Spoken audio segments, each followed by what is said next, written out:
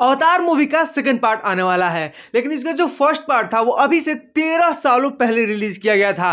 तो मुझे ऐसा लगता है कि सब लोग इसके फर्स्ट पार्ट की स्टोरी को भूल गए होंगे। तो चलो इसके फर्स्ट पार्ट की स्टोरी को मैं एक्सप्लेन कर देता हूं, ताकि जब इसके सेकंड पार्ट को तुम लोग देखने जाओ तो उसकी स्टोरी को अच्छे से समझ सको। साथ ही साथ इसके सेकंड पार्ट का मैं रिव्यू भी करने वाला हूं। तो अगर वो मूवी रिलीज हो गया है तो इसका मतलब है कि डिस्क्रिप्शन में एक लिंक है जिस पर जाकर के इसके सेकंड पार्ट का रिव्यू तुम देख सकते हो।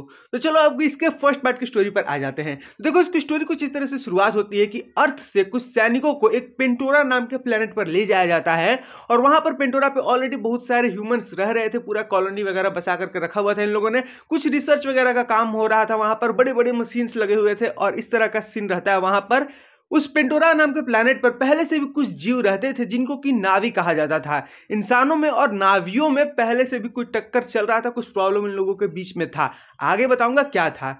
यहां पर हम लोगों को जैक नाम का एक सैनिक को दिखाया गया है जो कि गया है अपने भाई की जगह पर। उसका भाई पहले जाने वाला था, भाई उस रिसर्च टीम में काम करता था, लेकिन वो मर गया उसका भाई, तो अब जैक जा रहा है। अब वहां पर जो रिसर्च वगैरह टीम है उससे मैं इंट्रोड्यूस करा देता हूं। ये सब जो कुछ भी हो रहा है, जो भी रिसर्च वगैरह का काम हो रहा है, जो कुछ भी यहाँ पर पेंटोरा नाम के प्लैनेट पर हो रहा है, ये सब करवाने वाला जो इंसान है वो ये है। साथ ही साथ ये जरा मिलिट्री हेड है और यही सब कुछ मिलिट्री वगैरह को कंट्रोल करते हैं। एक तरह से समझ लो कि सबसे पावरफुल इंसान ये मिलिट्री वाला है, एंड इसका बॉस है इसका ये वाला। नावी और इंसान के डीएनए को मैच करके इंसानों ने कुछ अवतार बनाए थे, और ये जो अवतार थे पूरी तरह से देखने में नावी की तरह दिखते थे। अब इनको इसलिए बनाया गया था ताकि ह्यूमंस नावी के बीच में जाकर के सब कुछ पता कर सके। इन सारे अवतारों को ह्यूमंस कंट्रोल कर सकते थे, लेकिन यहां पर मजे की बात यह है कि किसी भी अवतार को वही इंसान कंट्रोल कर सकता था जिसके डीएनए से इसको बनाया गया था। तो जैक का जो अवतार था वो और पूरी रिसर्च टीम गए हुए थे जंगल में कुछ सैंपल्स वगैरह कलेक्ट करने के लिए, लेकिन वहां पर कुछ जानवर इन पर अटैक कर देते हैं। पूरी टीम बच करके आ जाती है, लेकिन जो जैक का अवतार रहता है वो भटक जाता है, रास्ता भूल जाता है आगे और जंगल में फंस जाता है। आगे जाकर के उस पर कुछ और भी जानवर अटैक करते हैं, और वहां पर एक फीमेल नावी आती है मैत्री नाम की। वही इसको उन सारे जानवरों से बचाती है और इन लोगों के बीच में थोड़ी बहुत दोस्ती टाइप की हो जाती है।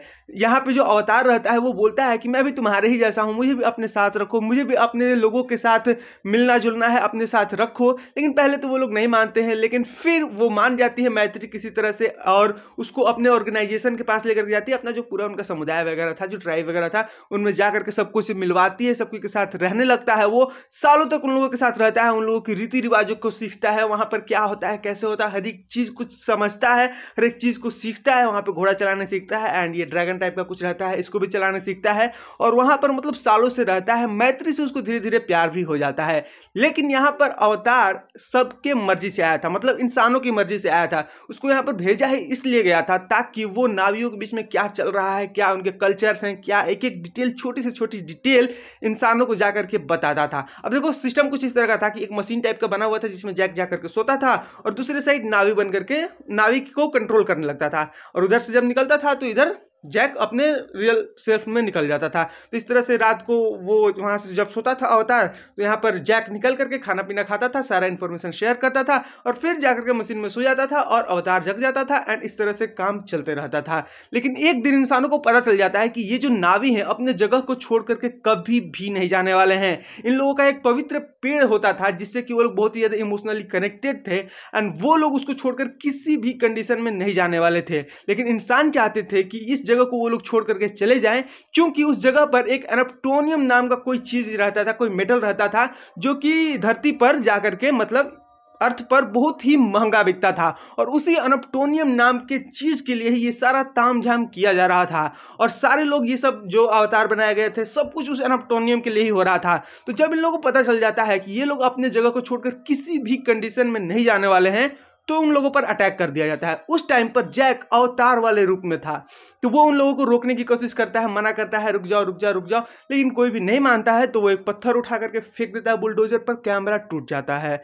लेकिन जब उसको सबको पता चलता है, मिलिट्री वालों को पता चलता है कि ये करने वाला कोई नावी नहीं था, जबकि हमारा ही खुद का अवतार है, तो वो जो मिलिट्री हेड रहता है बहुत ज्यादा गुस्सा हो जाता है जैक पर बहुत ज्यादा गुस्सा होता है, और उसको बोलता है कि तुम्हारे पास सिर्फ 1 घंटे का टाइम है, इस पूरे जगह को खाली करवा सकते हो तो खाली करवा दो, नहीं तो ये सारे के सारे मारे जाएंगे, सब कुछ नहस नहस हो जाएगा। जैक बहुत ज्यादा कोशिश करता है, अवतार रूप में जाता है और बहुत ज्यादा कोशिश करता है कि सबको समझाए कि ऐसा है वैसा है, वो लोग बहुत पावरफुल हैं, तुम लोग छोड़ करके चले जाओ, लेकिन वो लोग मानने को तैयार नहीं थे एज यूजुअल, जैसा कि मैंने बताया था। एंड 1 घंटे के बाद उन पर अटैक होता है, सब कुछ तहस नहस कर दिया जाता है, A to Z। वो जो उन लोगों का पवित्र पेड़ था उसको भी तहस नहस कर दिया जाता है, उन लोगों को उस जगह को छोड़ करके जाना ही पड़ता है।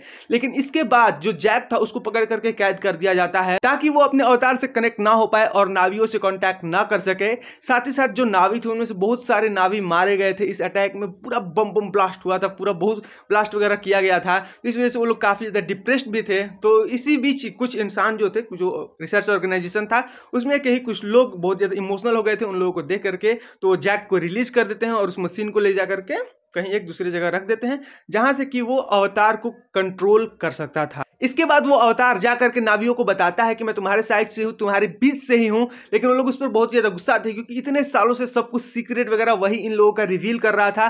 बट एट लास्ट समहाउ वो मैनेज कर लेता है, सबको कन्विंस कर लेता है और उसके बाद अपनी पूरी टीम बनाता है, बहुत सारे लोगों को जोड़ता है अपने साथ। पूरे जितने भी नावी थे सब लोग एक साथ जुट करके आते हैं और इंसानों के बीच में और नावियों के बीच में फाइट होता है। बहुत सारे नावी फिर से मारे जाते हैं, लेकिन एट लास्ट जो इंसान रहते हैं वो हारे जाते हैं। जो मिलिट्री हेड था उसको मार दिया जाता है और उसके बाद ये लड़ाई खत्म हो जाती है। जितने भी बाकी ह्यूमंस थे, बाकी इंसान थे, उनको वापस अर्थ पर भेज दिया जाता है और मूवी की स्टोरी खत्म हो जाती है। तो बस यही था छोटा सा स्टोरी एक्सप्लेनेशन। स्टोरी कुछ बहुत ही ज्यादा कॉम्प्लिकेटेड नहीं थी। आई होप आपको ये वीडियो पसंद आया होगा।